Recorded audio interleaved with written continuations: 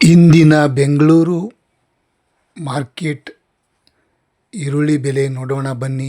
Onion rate, ಉಳ್ಳಾಗಡ್ಡಿ rate ಏನೈತಿ ಇವತ್ತಿಂದು tender ಆಗಿದ್ದು ನೋಡೋಣ ಬನ್ನಿ.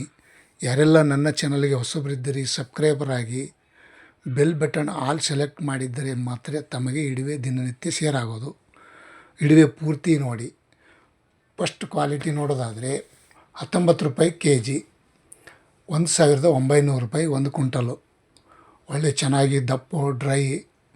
ಇನ್ನೊಂದು ನೋಡೋದಾದರೆ 8 ರೂಪಾಯಿ ಕೆ ಜಿ, 800 ಒಂದು ಕ್ವಿಂಟಲ್ಗೆ, 800 ರೂಪಾಯಿಗೆ ಒಂದು ಕ್ವಿಂಟಲು. ಸ್ವಲ್ಪ ದಪ್ಪ, ಅದರಲ್ಲಿ ಮಿಕ್ಸು ಚಿಕ್ಕದು ದಪ್ಪ ಇದ್ದಿದ್ದು.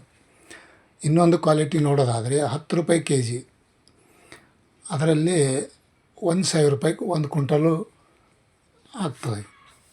1000 ರೂಪಾಯಿಗೆ ಒಂದು ಕ್ವಿಂಟಲ್ ಅಂದರೆ ಇದು ಸ್ವಲ್ಪ ದಪ್ಪ ಒಳಗಡೆ ಚಿಕ್ಕದು, ಇದನ್ನು ಮಿಕ್ಸ್ ಐತಿ ಇದರಲ್ಲಿ. ಇನ್ನೊಂದು ಕ್ವಾಲಿಟಿ ನೋಡೋದಾದರೆ 7 ರೂಪಾಯಿ ಕೆ ಜಿ, 700 ರೂಪಾಯಿಗೆ ಒಂದು ಕ್ವಿಂಟಲ್. ಸ್ವಲ್ಪ ಇದರಲ್ಲಿ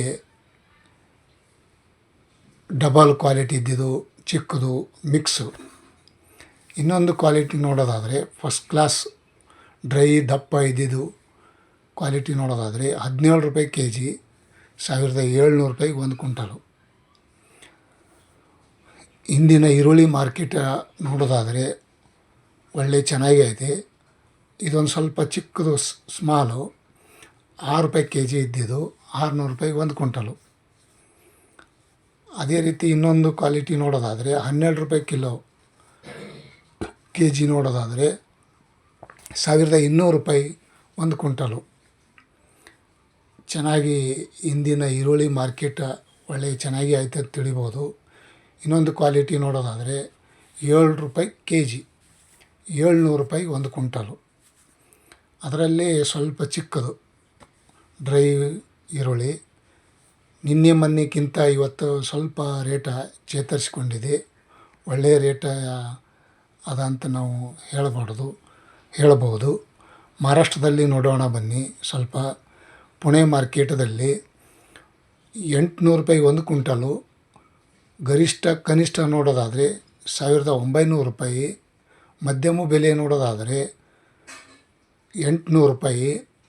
ಮತ್ತು ಇನ್ನೊಂದು ಕ್ವಾಲಿಟಿ 1300, 1600, 1750 ರೂಪಾಯಿ ತನಕ ಇದೆ.